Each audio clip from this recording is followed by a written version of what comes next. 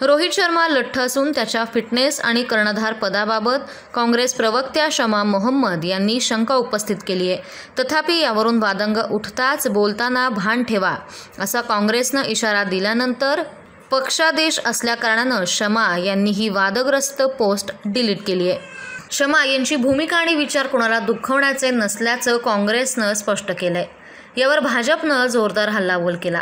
हा एक स्वयंभू चॅम्पियनचा अपमान आणि बॉडी शेमिंगचा प्रकार असल्याची टीका केली।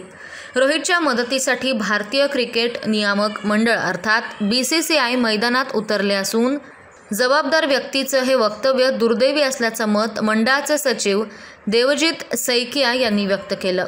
न्यूझीलंड विरुद्ध भारतानं रविवारी शानदार विजयानंतर शमा मोहम्मद यांनी सोशल मीडियावर लिहिलं, एक खेळाडू म्हणून रोहित शर्मा लठ्ठ आहे।